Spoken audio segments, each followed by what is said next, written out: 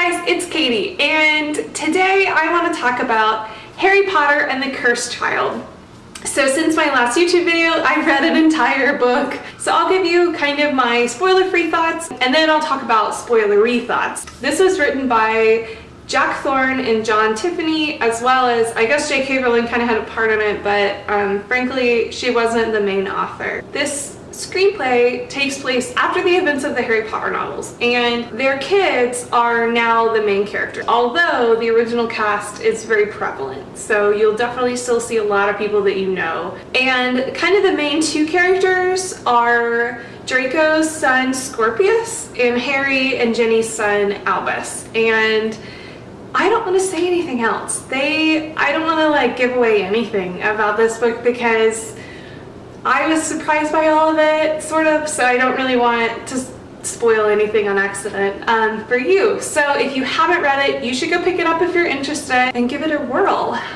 I gave this book 3 stars on Goodreads, and I'll go into my thoughts and feelings in the spoiler section. So if you haven't read it, bye-bye for now, and I'll see you when you have. So for those of you who have read this book, I've heard such mixed things, but I went into this, I think, with a different mentality than a lot of people did, especially if you picked it up like the day it was released. I went into this knowing that it was a screenplay, knowing that it wasn't J.K. Rowling's writing, and knowing that it's a little bit darker than some of the Harry Potter books got. And I basically went into it with the idea that it's fan fiction, with that mentality, I guess you could say, because I didn't want to think of it as Harry Potter and be disappointed when it wasn't Harry Potter. But I was pleasantly surprised by certain things, and I don't know if you noticed earlier, but there's a bunch of tabs in my book. I marked a lot of different things as I went. So yeah, let's get into my thoughts and feelings. So first things first, I really want to talk about some of the characters. I want to talk about Scorpius first. I really liked Scorpius, and I didn't expect to. I actually really didn't know that he was like a prevalent player. I kind of did, but I didn't really know that. So I was kind of surprised at how much of a role he played in this book. Scorpius felt so much like Spock to me, and Spock from Star Trek is one of my favorite characters of all time. And I loved that he kind of had that really nerdy, very logical thought, and he was kind of introverted, and I don't know, I really have like a soft spot for that kind of character, and Scorpius is it. Scorpius definitely fell into that category. And I think the first moment I really felt it was when they were escaping off of the Hogwarts Express, and Scorpius's lines that whole time, I just was laughing so hard. And so, okay, I'll read off one of the lines that the first line I read that I was like, this kid is Spock. So they're on top of the train, they're about to jump. Albus goes, "You were right, Scorpius, this train is magical." And Scorpius goes, "At this precise moment in time, I take no pleasure in being right." And that just felt like Spock in every way. So I really, really, really liked Scorpius's character. Albus, he felt like Harry in the 5th book. I liked him in general, of course, but he felt kind of whiny. But I liked him in the end because I liked that there was a moment, I guess, when Harry said something to him before he was kidnapped or whatever. He said, Harry said, you know, "I didn't choose what happened to me. I was kind of thrust into it," and that kind of clicked, I guess, with Albus in the sense that he chose to take the burden of saving Cedric onto himself, versus Harry didn't choose to be the child he was. You know, he didn't choose to be the person who was going to defeat Voldemort and have his parents taken away and have all of the weight of the world on his shoulders, and he was thrust into. I think that was really sweet, I guess, that moment between them. And then a little bit later, when Albus really is thrust into a situation where he has to save the world, I liked that because I felt like that would give him something to relate to Harry with in the end, which it did. But also, I think it humbled him a little bit. And I liked that he went through that change, that he realized the difference between choosing a burden and having a burden thrust upon you. So I liked that growth, I guess, that Albus went through, and that he and Harry kind of had that moment together. Let's talk about Harry. Harry and Ginny, I guess, together. I didn't like the way their marriage was portrayed very much. Maybe because I'm like a serious, hopeless romantic, and it was hard for me to get behind how naggy Jenny was. I guess that's reality, but I just didn't really love that because I felt like, you know, they're under a lot of stress, and that's how real people would react, but it made me sad. And equally, I thought that Hermione and Ron were kind of just uncomfortable. Like, I was cool with them in the end of the books, you know, ending up together. I didn't love, I guess, their relationship, but I did think it was really cute that in the alternate realities, when they weren't together, they, like, were supposed to be together and, like, loved each other. And that, like, super cute moment, I guess, when Hermione is going to be kissed by the Dementors, and she's like, kiss me, like, you know, tells Ron to kiss her first. And I did enjoy moments between them, but the whole marriage itself was kind of off to me, I guess. So Delphi slash Voldemort's daughter, very interesting how quick that turn happened. She was kind of suspicious, but I'm not gonna say like I called that because I didn't. But she just didn't feel that evil. You know what I mean? Like, if you're that evil, it's hard to fake it that well. But I guess she did, because people were fooled. I don't know. I had kind of mixed feelings because it was just really random, and I have no idea why Albus really felt the need to send an owl to her. Like, that's just the stupidest thing to me. It's fine. It's fine. Draco Malfoy was Lucius incarnate, but a teeny bit nicer. The ponytail, I just was like, I had the weirdest vision of that. I just did not like the ponytail look. I didn't like it on Lucius either in the movies, so the vision of it being on Draco was just really unpleasant. But I liked that Ron made fun of it in that one scene. I was digging that. But I like that Draco, like, genuinely loved his wife Astoria and genuinely loved Scorpius, despite the fact that he really didn't know what to do with a kid that didn't hate everyone. But I really liked them in general. I liked how much of a father Draco felt like to Scorpius in this book, and how much he really did care. And in the end, when he's talking to Harry and he talks about how he like hid Scorpius away to protect him from people that thought that he was Voldemort's son, I just thought that was really like a beautiful, very fatherly moment. And I actually really liked that moment, I guess, between Draco and Harry when they're talking about kind of mistakes they've made as fathers. Oh, I did like Minerva McGonagall's, that was a struggle. I did like Minerva McGonagall, wow, that's hard to say. Minerva McGonagall, that's a lot of mms. I did like Minerva's role in this as like the headmaster, and how she like had to do what Harry said, but was gonna kind of put up a fight about it. And Maggie Smith is glorious, and I just kind of imagined it all with Maggie Smith still as McGonagall and loved it. Yeah, let's talk about plot. So I think what the most interesting thing was about plot for me was the fact that you never exactly got a clear statement of who the cursed child was, and really there were three. I think that Scorpius and Albus and Delphi were all cursed. I think they were all kind of the cursed child. I think that Albus was cursed because his father is the great Harry Potter, and that is his curse, that is his burden, and people expect him to be something that he's not, right? He's very introverted, he was a Slytherin, he, you know, wasn't very popular, he wasn't that great at magic, he wasn't great, I mean, he just really kind of failed in a lot of ways, that he felt like he failed compared to his father. I think ultimately that's what drove him to make the decision to try and save Cedric.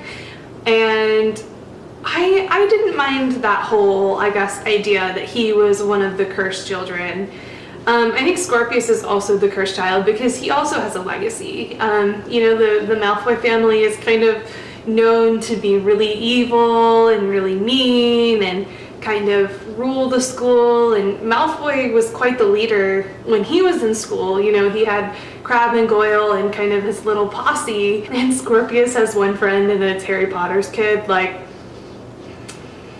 you know, Draco was probably not all over that. In fact, he was not all over that. Scorpius also had the curse of being known as Voldemort's child. People think of him as Voldemort's child and not as Draco's child, and so he's failing, I guess, in the idea that he's cursed in the idea that he's failing as a Malfoy, but he's also cursed because everybody kind of avoids him because he's the Dark Lord's son. And I thought it was really beautiful, I guess, the way that they both kind of had a curse, and they talk about it at some point. I gotta find that really quick. And so I guess it's in Act 2, I think, when Albus and Scorpius get into a fight about their lives, right? Like how much their lives suck. And Scorpius says, "Try my life. People look at you because your dad's the famous Harry Potter, savior of the wizarding world. People look at me because they think my dad is Voldemort.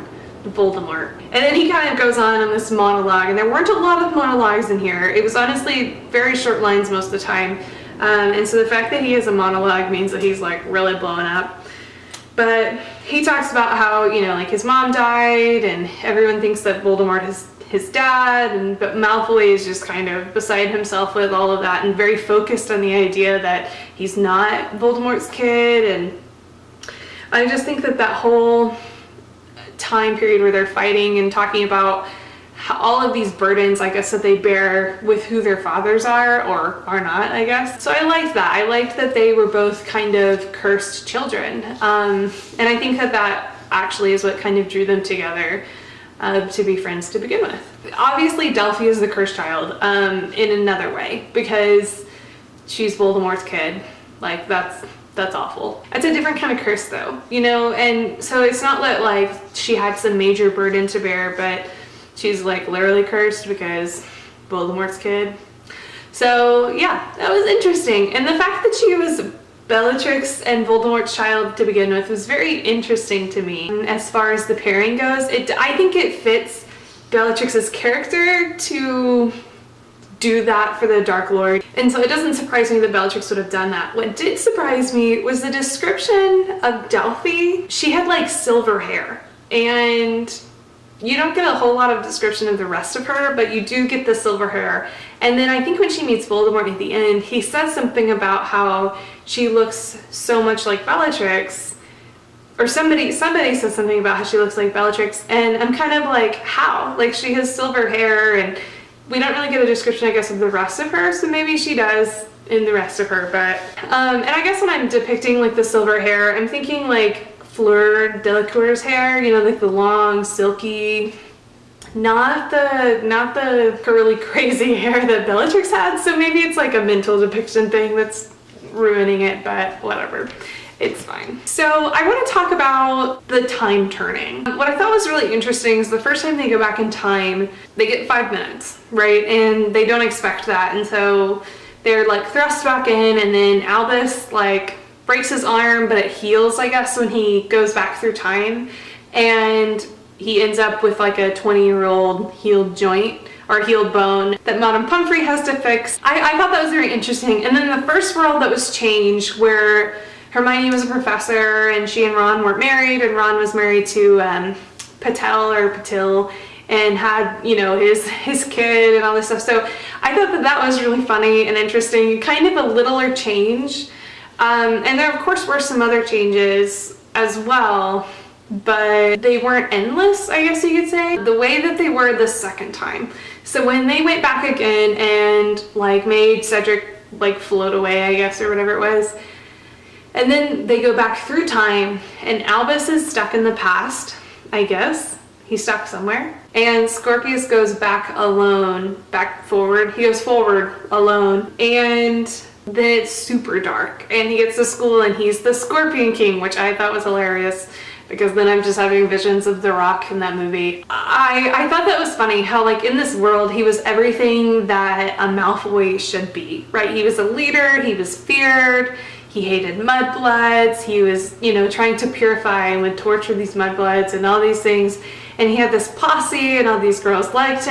And I thought that was interesting for Scorpius's character. And later on when he goes back, I guess when everything is kind of righted again, and he's with Albus and he says something about how he saw what he could have been and he prefers this life. I thought that that was really, really sweet. And the fact that he got to choose that for himself was really lovely. I liked the fact that when they went back in time with Delphi and the old time turner, the fake, not fake, but like temporary time turner, Draco like shows up at at Harry's office or whatever, produces this like pure gold time turner and is like, this one will work beautifully. You know, like, oh god, I just like could see Malfoy through and through in that moment, and I thought that was really funny. But I liked it. I liked that he was able to do that, and then that Harry, you know, like they had no idea when to travel back to, and I liked that Albus and Scorpius figured out that they needed to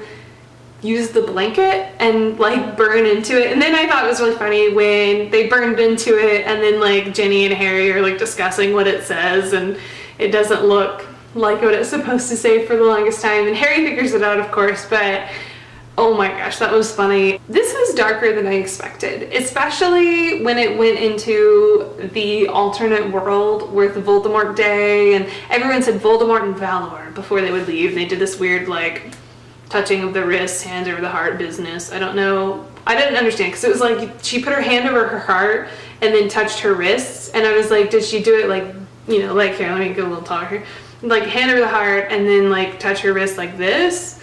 Like what was that? Or did she like hand over heart and then do something, you know, like that? Maybe I'm focusing too much on that. Maybe I got really caught up in that. But I thought that was weird, and I thought it was funny when Scorpius was like trying to copy her, because I feel like that would be me. But I thought it was interesting how everyone, you know, Voldemort and Valor, for Voldemort and Valor. I thought that whole idea was really interesting, because it kind of felt like the whole Heil Hitler thing, and I think that was kind of the point. I also liked the fact that people use Dumbledore the way that you would use like, you're like, oh god, they were like, oh Dumbledore, like as if that was a phrase, and I thought that was kind of funny. One thing I did like, I really liked the intros to each of the acts. They weren't all funny, but a lot of them were funny, and they just kind of had these lines that just like didn't make sense or fit, but were funny. Like I guess when Albus and Severus go to the old folks home to see Amos, there's a whole line about how walkers were walking themselves and something was knitting itself, I think, and male nurses were made to dance tango, and I was just like, what? There are funny little lines like that kind of all through the book. I feel like I have some more thoughts and opinions, but I didn't really write it all down. Generally, I enjoyed it. I didn't love it. It didn't change my life. It didn't feel a lot like Harry Potter, but I did enjoy the book itself. I think if I could have gone to the play, I might have preferred that, because then I would have a visual. I remember thinking while I was reading that some of the stuff that they described in the screenplay would be very hard to portray on stage, because some of it moved very fast, or some of the effects I think would be pretty difficult, and so I thought that would be really interesting to watch. So yeah, I gave it 3 stars on Goodreads. I'd be interested to see and hear what you guys think of this. I haven't listened to any reviews or watched any reviews or read any reviews yet. I kind of wanted to go into this and form all of my own opinions before reviewing it for you guys, and then I'll go see what kind of other people thought. So that's it. If you liked this video, give it a thumbs up. If you want to see some more of my videos, hit the subscribe button, and that's gonna be it. I'll catch you later. Bye.